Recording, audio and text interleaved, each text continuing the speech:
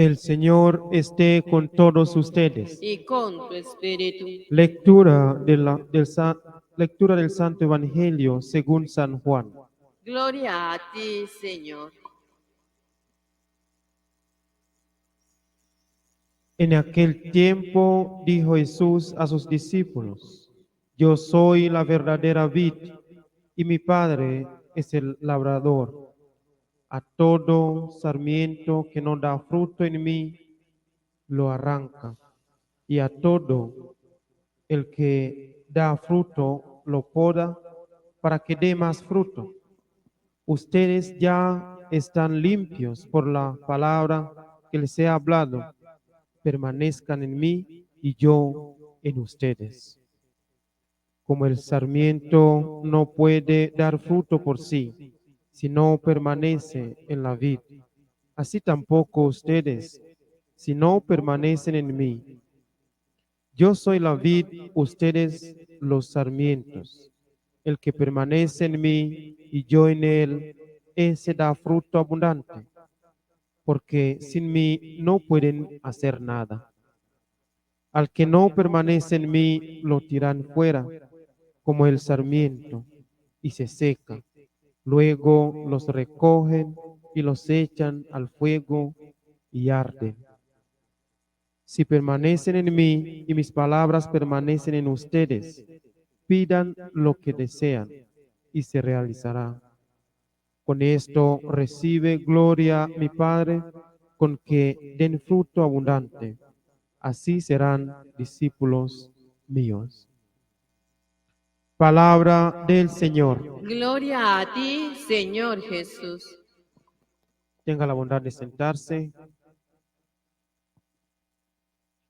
Hoy, miércoles, estamos dando gracias al Señor por este nuevo amanecer, por este nuevo día y también empezando la jornada también de trabajo, de salidas también. Algunos tienen salidas, me imagino, salidas y citas médicas y otras cosas, otras responsabilidades diarias. Y en medio de esta Eucaristía estamos escuchando las experiencias. Sí, o sea, todavía estamos leyendo el libro de los Hechos de los Apóstoles. Y más que todo son experiencias de los apóstoles, de la primera comunidad cristiana, de diferentes seguidores de Jesús en diferentes lugares. Hoy estamos escuchando algo que también en nuestra vida hay.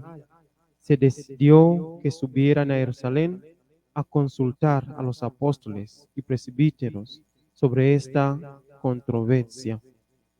Hay una controversia. Llegaron unos judíos de Jerusalén bajando en los pueblos, así como en cualquier país. A veces la gente que está en la ciudad baja a los pueblos y porque viene de la ciudad, habla unas cosas, unas enseñanzas de la ciudad, o cambia la mente de la gente, o confunde a la gente. Entonces, así pasó. Llegaron unos judíos con otra enseñanza y estaban diciendo a la gente que no, uno no puede ser cristiano antes de qué. Tiene que circuncisión, antes de circuncisión. O sea, uno tiene que tener esa circuncisión y después ser cristiano. ¿Por qué? Porque en el primer grupo o en este momento hay mucha gente que no son judíos, pero son cristianos, han recibido la buena noticia y se hacen cristianos, se dejan bautizar y hace parte de esa comunidad cristiana. Escucha la palabra de Dios, escucha el Evangelio y algunos son discípulos, algunos son ya salen de sus ciudades para predicar, pero no son judíos, son gente ajena. son gentiles de otras naciones. Pero los judíos, porque pensaron que el cristianismo, Jesús, vino para ellos, no más. Ellos siempre tienen circuncisión. Entonces, es una controversia, que uno no puede ser cristiano antes de circuncisión. Y creo que eso se puede ver también en los evangelios. El primer evangelio, según en la Biblia, ¿cuál es? Mateo. Y después, Marcos. Después, Lucas y Juan. ¿Por qué están así? Mateo, Marcos, Lucas y Juan. ¿Por qué no Juan, Marcos, Mateo, Lucas? Eso también es una mentalidad. Mateo es para los judíos. Mateo escribe el evangelio a los judíos. Hay muchas tradiciones judías. Hay muchas tradiciones que se puede ver en Mateo. ¿Por qué? Parece como el evangelio era primero para los judíos. Y después de Mateo viene Marcos, ¿cierto? Marcos son judíos que ya son cristianos. Los judíos con sus tradiciones, pero ya son cristianos. ¿Y después quién? Lucas. Lucas no es para los judíos, él es para más la gente lejana,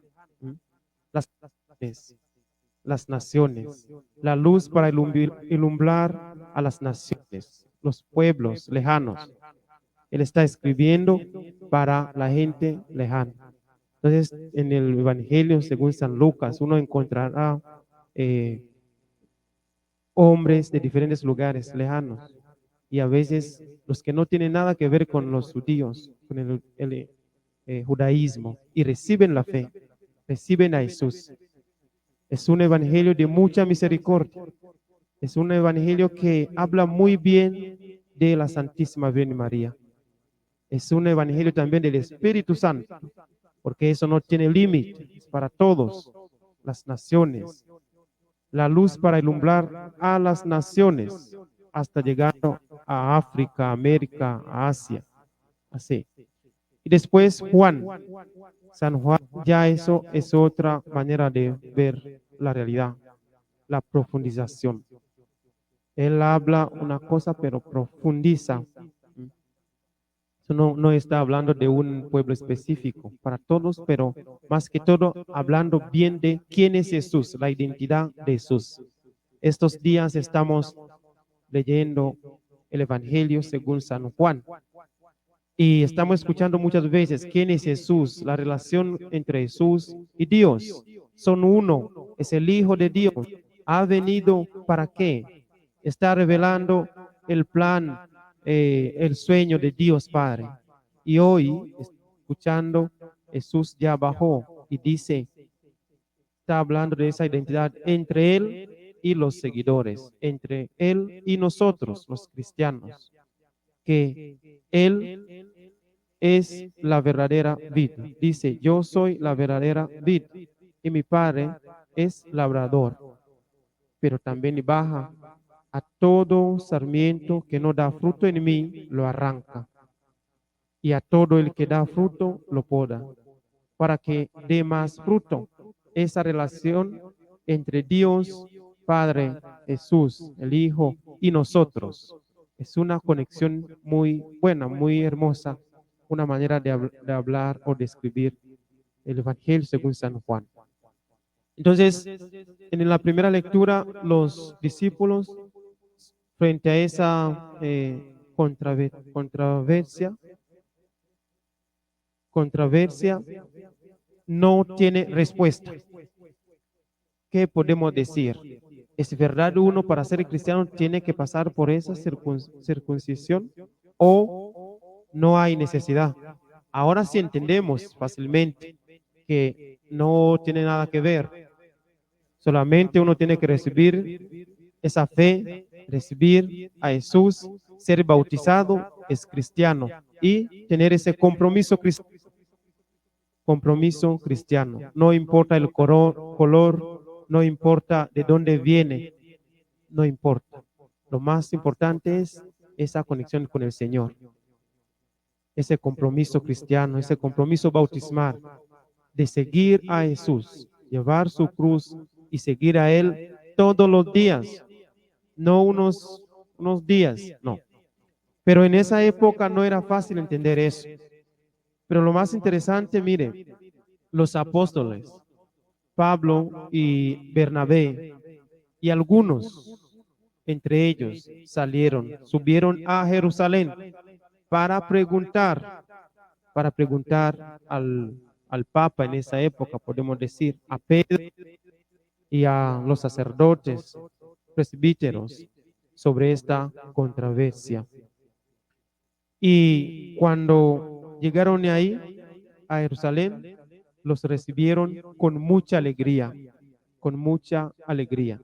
Seguramente pasaron por algunas ciudades, aquí dice Fenicia y Samaria, contando cómo se convertían los gentiles, con lo que causaron gran alegría a todos los hermanos, la alegría de escuchar la noticia de la misión. Lo mismo cuando yo voy a mi país, cuando llegue a mi país, a mi casa, siempre yo cuento la maravilla de Colombia. No, la maldad no hay. Entonces yo cuento cómo está Colombia, cómo está la gente, cómo está la misión, qué hago por aquí, cuál es la dificultad. Para ellos es una novedad. Para ellos genera esa alegría, siempre de contar, testimoniar siempre cambia la mentalidad de la gente, genera alegría. Y a veces mi párroco me dice, bueno, el próximo domingo allá llegó nuestro hijo, Elías sí está aquí con nosotros, entonces vengan a la misa para escuchar sobre Colombia. Y les pregunta, ¿usted conoce a Colombia? No, ninguno. Ninguno ha venido hasta aquí. Algunos ni siquiera saben qué es eso. ¿Sí ve? Bueno, entonces contar la experiencia de la misión, eso es muy bueno. Y eso al nivel también personal, familiar, se puede. Y es muy bueno contar las maravillas de Dios. ¿Qué ha hecho? ¿Qué te ha hecho Jesús? ¿Qué te ha hecho Dios?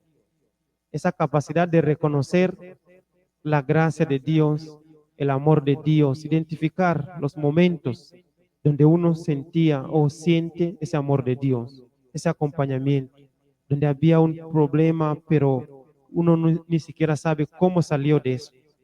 Pero Dios sí ha hecho posible. Contar a los demás, a los familiares, al esposo, a la esposa, a los hijos, a los papás, contar. Lo mismo, genera alegría. Y llegaron a Jerusalén, donde estaban otros apóstoles y Pedro como el Papa. Si se acuerdan, hace poquito los obispos colombianos eh, estaban en dónde? En Roma en una visita, ¿cierto? Todos, bueno, se fueron en grupos, pero sí, todos se fueron allá. ¿Para qué? Para contar cómo está Colombia, cómo está la iglesia colombiana. Contar al Papa. No es algo, una iniciativa de los obispos colombianos o del Papa, no. Eso desde el principio, en la Biblia, siempre, llegando allá para hablar, mantener la unidad de la iglesia y así sucesivamente. Es muy bueno también cuando nosotros también tenemos unas controversias. ¿A dónde vamos? ¿A dónde acudimos para pedir o para mirar la claridad, para buscar respuestas? ¿A dónde?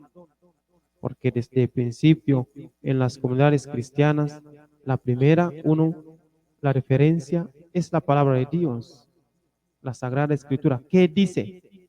¿Qué dice sobre esta situación familiar? Sobre este hijo, sobre esos pensamientos que vienen en todo lado. ¿Qué dice la palabra de Dios? ¿Qué dice? Y después a los sacerdotes, a los obispos, ¿qué dicen? Magisterio, ¿qué dice? Porque hay muchas cartas, muchas enseñanzas del Papa Francisco, de otros papas, que han escrito sobre diferentes situaciones, sea moral, de la familia y otros. Entonces, esa metodología tenemos que aprender, pero también que actuar o seguir. En el Evangelio, como yo les he dicho, es esa conexión entre Dios, Jesús y nosotros. ¿Nosotros somos quién? Sarmientos. Sarmientos también son ramas, ¿cierto? ¿Sí? Ramas. Ujú. Y siempre da fruto cuando está conectado con el tronco, el árbol. Pero si está separado, no puede dar fruto. Jesús nos llama así, siempre conectado con Él, si queremos dar frutos. Y no solamente frutos, frutos buenos de alegría, frutos buenos de la vida, frutos buenos de generar vínculos de la vida, de, de cercanía, de amistad. Hay que estar conectado con el Señor. Él es la verdadera vid, dice, yo soy la verdadera vid y mi Padre es el labrador. Que el Señor nos ayude. Siempre permanecer en Él, en Jesús. Siempre permanecer en las palabras de Él. Y siempre permanecer en la comunidad cristiana, en este caso, en la comunidad parroquial.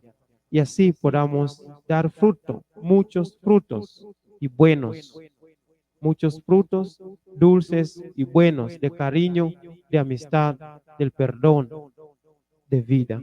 Gloria al Padre y al Hijo y al Espíritu Santo.